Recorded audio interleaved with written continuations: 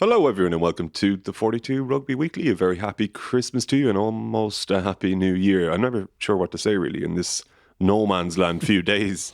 But joining us to catch up on some of the rugby that wasn't played, but some of the things that have been going on in the Irish rugby sphere over the last 10 or so days, it's been a while, is Murray Kinsella. How are you? I'm good. Still a bit bloated from the last few days of ploughing food into myself, but all good, Gav. How have your few days been? Magic, thanks. Yeah, really enjoyable.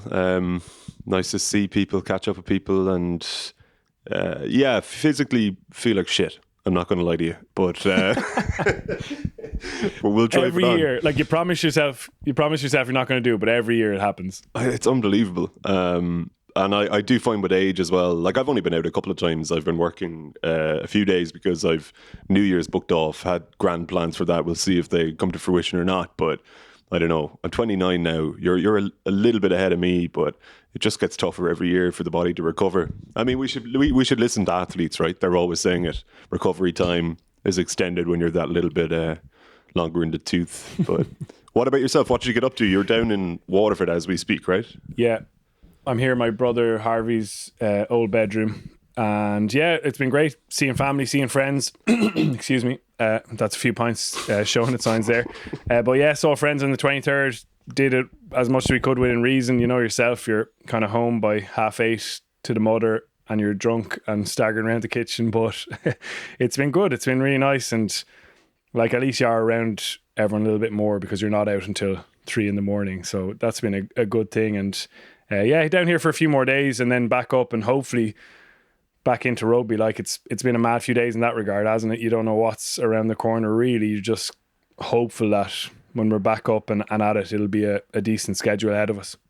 Yeah, absolutely. Even when I recorded a tiny little message just to update listeners as to when we'd be back, you're presuming Ulster and Connacht would take place. And then, like, it's wrong to presume anything at this point. I think we know that. But what we'll chat about today, I suppose, Mer, is some of the contract extensions from the last week or so. And I also wanted to start with Ultan Dillane's departure from Connacht. And we haven't heard from you on it. So first and foremost, had you heard that might have been coming down the tracks, or did it catch you by surprise to the same extent as it did a lot of Connacht fans? Yeah, I think last year there was a bit of chat around it as well. And to be honest, he's always been one of those guys who's on the periphery probably of the Ireland squad, not a regular starter or even in the 23 every single time, that you maybe feared was more vulnerable to approach from abroad.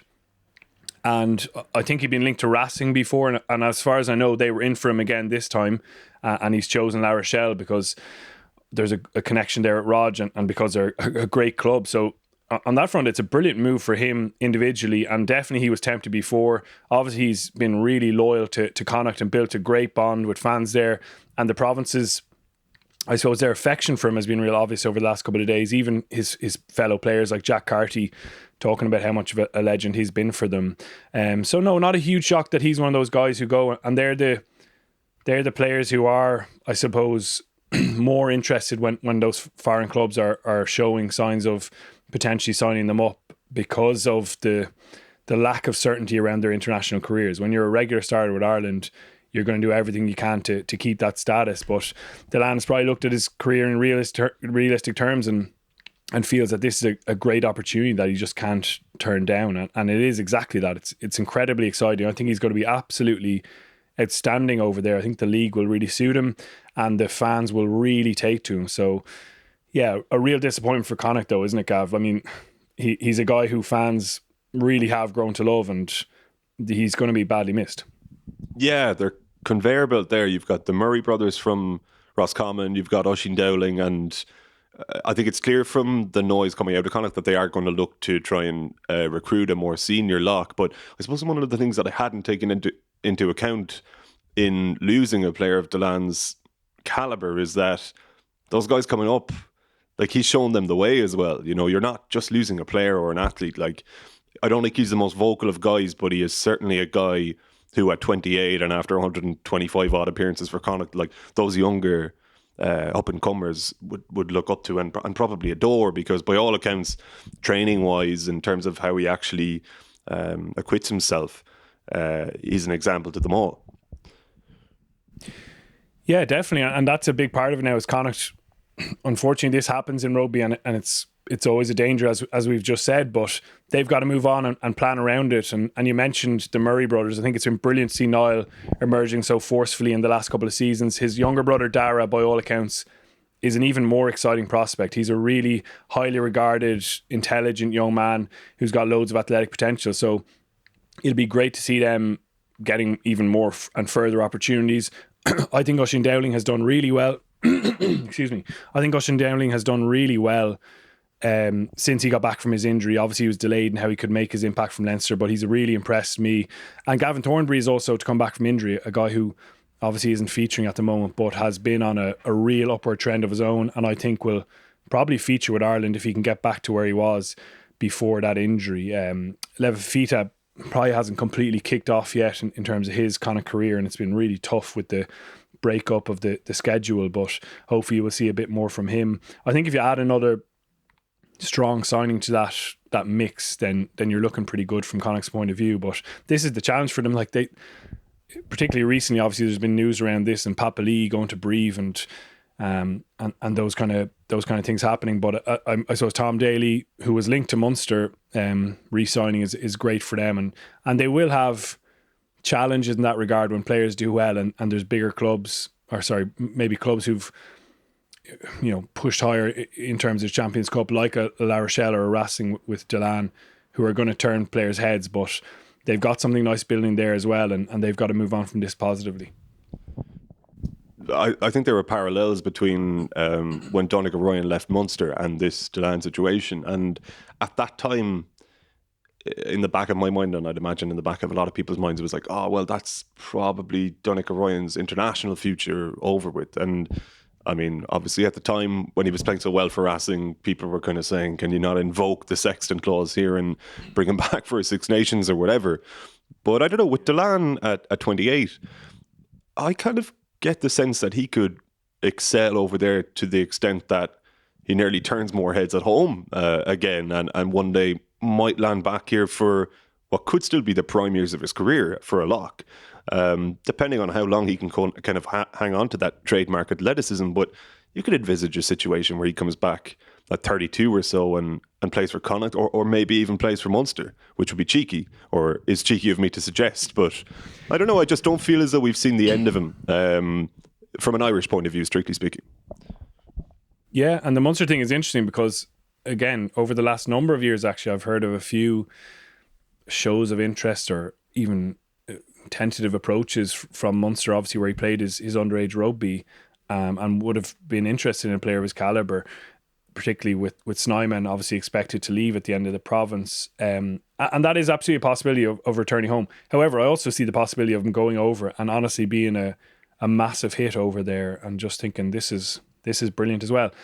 And obviously playing for your country is the biggest honour in the game, and I think it's great that guys are so focused on that, but there's definitely more outside. And for anyone who's been watching Top 14 rugby, say, this season, it's been absolutely outstanding the whole time. I watched La Rochelle, they played Lyon last night. It was absolutely piss and rain now. It wasn't ideal conditions, but unbelievable atmosphere, unbelievable sense of occasion around it, and a brilliant win actually for Ron O'Gara's team. They were 25-3 winners to jump up to fourth. So I could see him going over and just thinking this is brilliant as well, and this is different to what I've had at home. And yeah, best of luck to the guy. I think he's going to be a real success over there. Yeah, 100%. I can't wait to watch him play for them, to be honest. Andrew Porter, in better news for Irish rugby, I guess, and certainly very good news for Leinster. The typical phrase in the aftermath of these deals being done is, that's a great piece of business, and it is undeniably when you tied out Andrew Porter, isn't it? Yeah, the other phrase is, and cliche, is a no-brainer, and this is what it is for me. I mean, he flipped over to Loosehead for the start of this season and has made a real success of it so far, to the point where you're thinking at the end of November Test series, this is potentially the best front row in the world that Ireland now have, with Porter, Kelleher and Furlong, and obviously Sheehan pushing through with hooker as well, and competing now with Kelleher. It's really exciting, and I think the fact that Porter was a line as a tight head as recently as last summer and is now helping to beat the All Blacks, as Alou said, is an absolute underlining of his world-class ability. And that's what you want with these central contracts. You want your world-class players tied down to deals that are, again, not allowing any interest from abroad to turn their heads, because you can just think of the number of big clubs who would love to sign Porter up, and the kind of money I suppose he would be worth in the market now. But he's got a lot of stuff still left to do with Ireland, with Leinster. Like, he is still a young man and there's loads of growth left in his game, which is the most exciting thing. But a very complete player. When you think about the dynamism and mobility he brings around the pitch, he's got footwork, he's got fend, he's got obvious power into the carry, he can handle the ball with comfort. His jackling skills are some of the best. I think we mentioned in one of the members pods recently with Ultan Dillane, his jackling skills are some of the best in the Irish team. You know, he's like an extra open side there, a loose head, and he gives you such a threat there. He's obviously extremely fit as well, and there was the recent example of him playing 76 minutes in a massive test match, covering ground even in the final minute.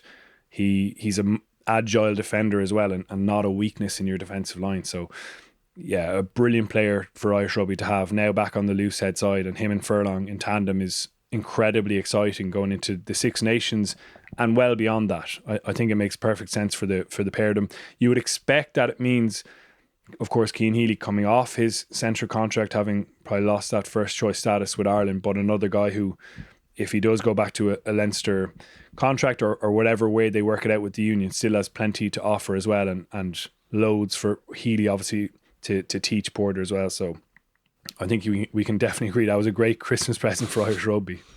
Yeah, I'm smiling to myself here thinking of him being such an agile defender, as you say, because you just think traditionally in a defensive line, like an attacker is looking to isolate front rows or maybe a front row and a lock and just exploit that gap. And what a mistake that would be to make if you were trying to isolate Andrew Porter in that line, you know. But we all want to see him and Tadhg Furlong in midfield at some stage. Like, that would be the ultimate Christmas present for everyone, I think, listening to this pod. I genuinely think they could do a really solid job, and they obviously can play an offload and pass. It would be a lot of fun to watch.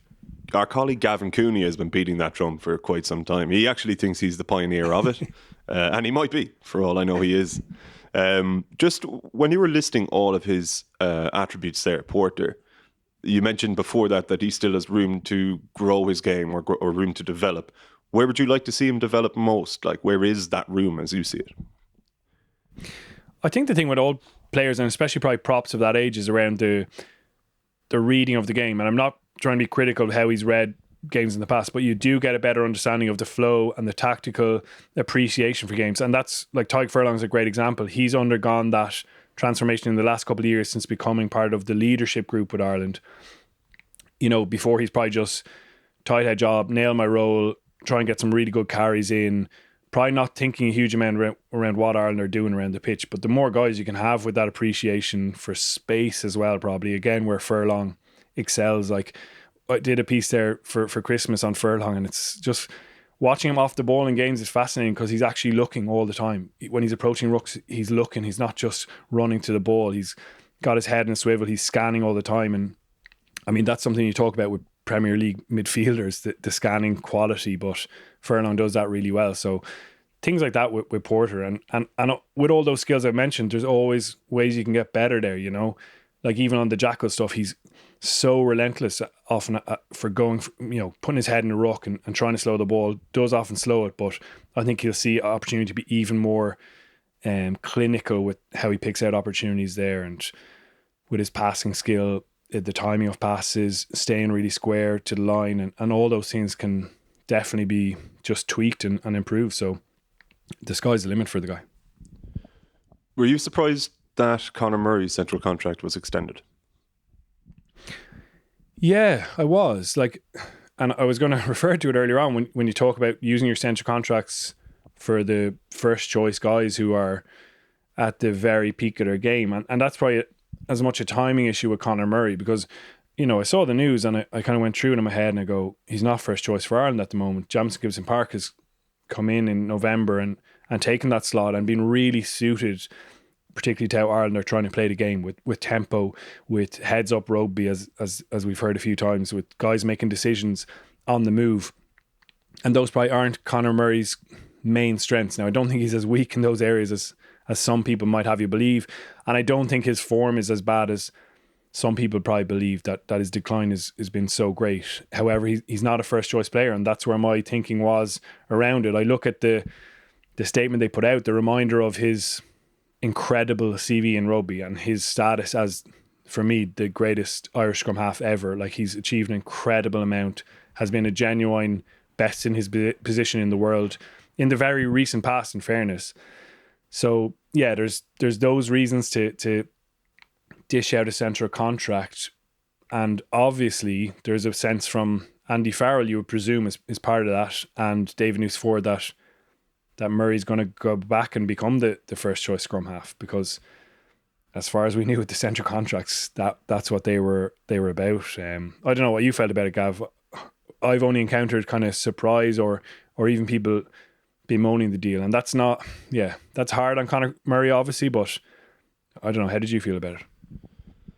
Yeah, I'm sure he doesn't listen to it or read the comment sections of the 42, but I find he's almost always at the center of a kind of pseudo culture war at this point, and it's very much black and white, whether people are fully in support of him or, more routinely, as I see it, people think he's finished. People don't think he should be getting as much game time even for Ireland at the moment as he does. And people who think that he's almost an obstacle in the way of Craig Casey's development at Munster as well.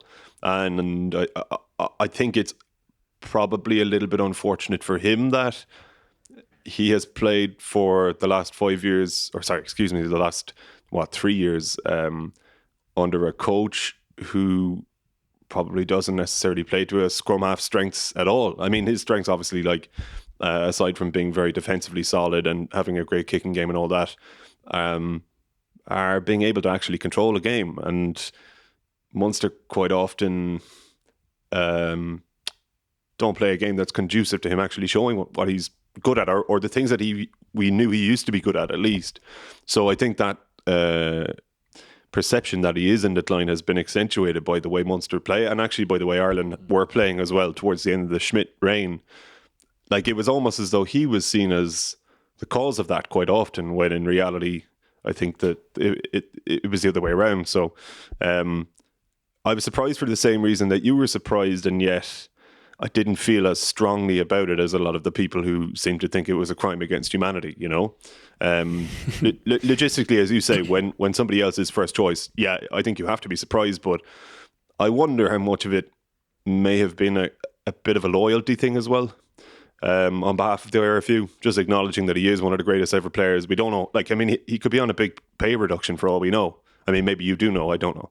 It's his business, really, but yeah, I don't know. Maybe there's just a way of doing it without disrespecting him, so to speak. And I know that might get people's backs up. Like, it is a business at the end of the day, and time waits for no man and all that. But I don't know. He's put a lot into it. Maybe he deserved one more just to see him out. Like, yeah, I would be surprised if it was on the same terms as last time, and that's probably a reflection of where the financial side of the game is at, as much as anything. And also, I think probably a recognition from Nusfora and Farrell probably as well, that they don't think, or they don't feel, the other scrum halves in that pecking order that we so routinely discuss are quite there yet, you know.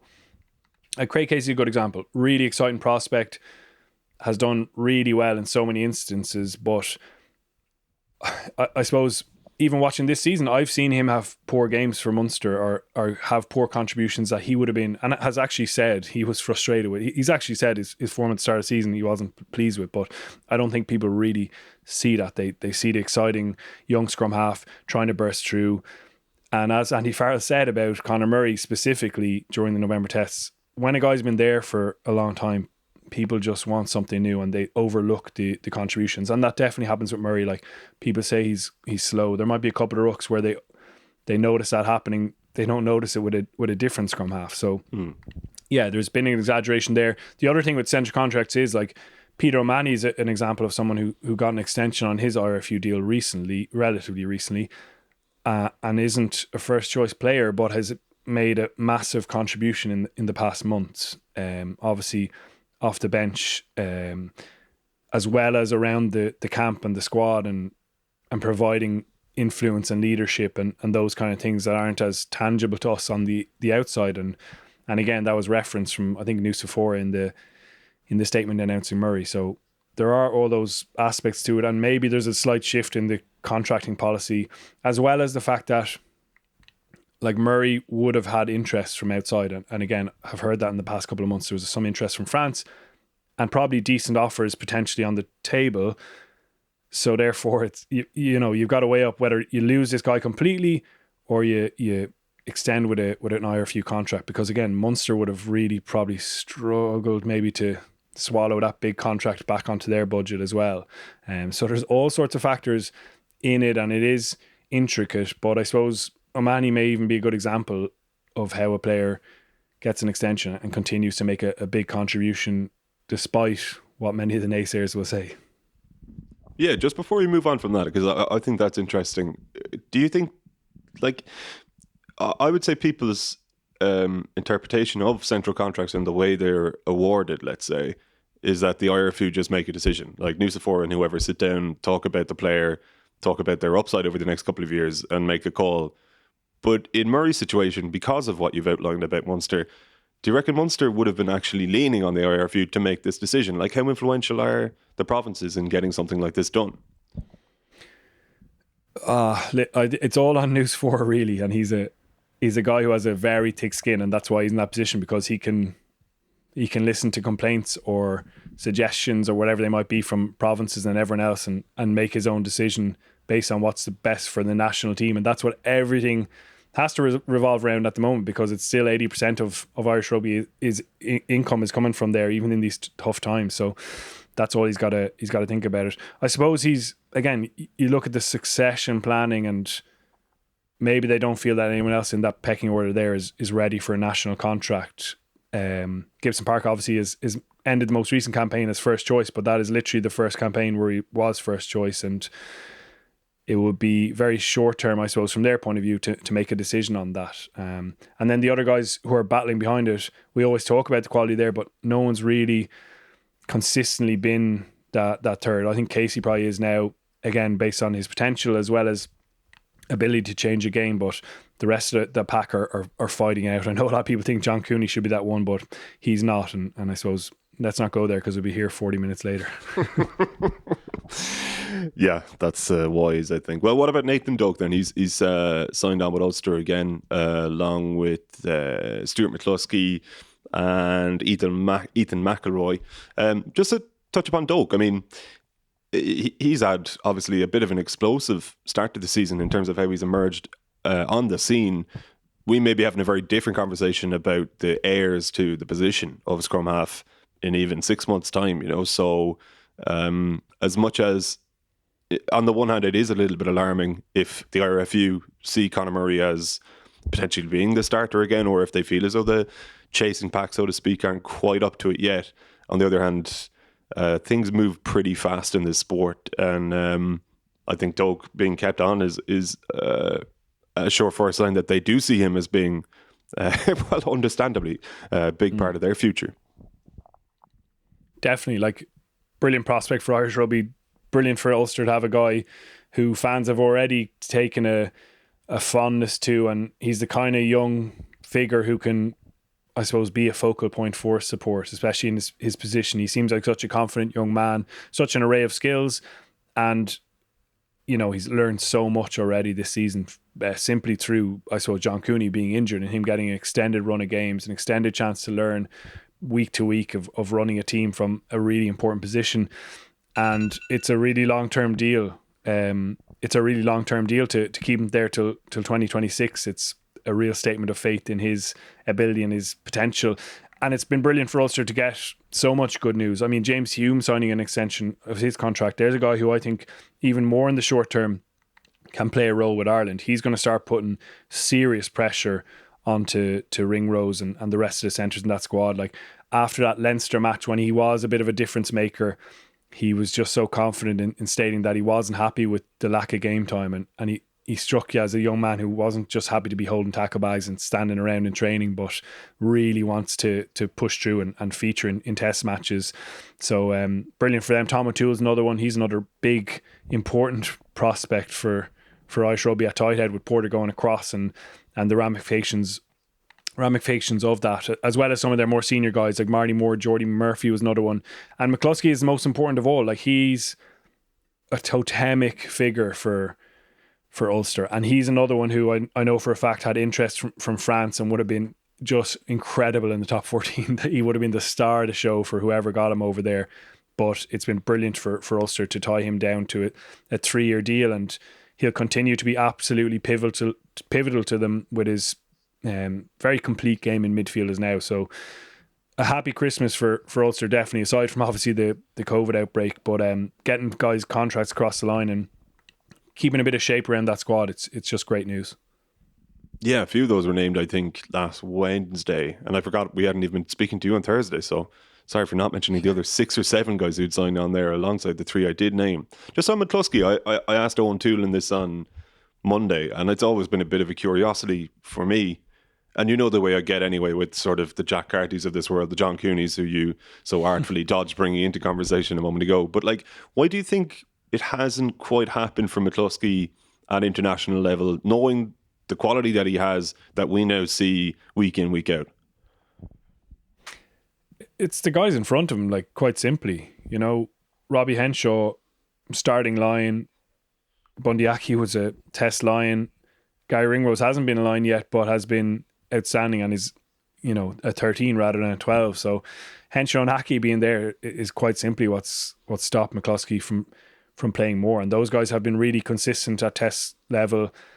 They've been excellent for their provinces when they've played as well. And it's just unfortunate timing in that regard, I think. I think McCloskey would have been disappointed at times when he came in and got rare enough opportunities that maybe errors he made were held against him more because he's being judged against such a high standard. You think of that England match in 2017, wasn't it? When he had a couple of loose offloads, and that happens in a game. But when you're under so much pressure to come in and get a brief fleeting opportunity, you've got to absolutely nail it, and that's a really tough position to be in. But it's good that he has been kept in Ireland again, and there's another good example of a guy who could have had his head turned, but he's just such an important figure for Ulster, and he's still involved around Ireland camp and hopefully gets a few more opportunities. Yeah, I was just going to say, like, does he, without trying to say he's a better player than Aki or Henshaw, I think that he's a lot closer to them than their international caps would actually suggest, right? But he kind of potentially brings something to the table that neither of them do, in terms of just how well he's able to offload generally. And the fact that we have to go back to that game of 2017 as evidence for his exclusion since, or partial evidence for it, is kind of, I don't know, just 4 years, like, Jesus, you just kind of think he would have been given a couple of outings just to see since, you know. I mean, he has played since, I know, but I don't know. What I'm asking a very long-winded way is, like, do you see him actually potentially having some kind of an international future, even if it's just the case that he has to wait for, unfortunately, an injury to one of those guys to get on a spot on the bench even and come on and make an impact?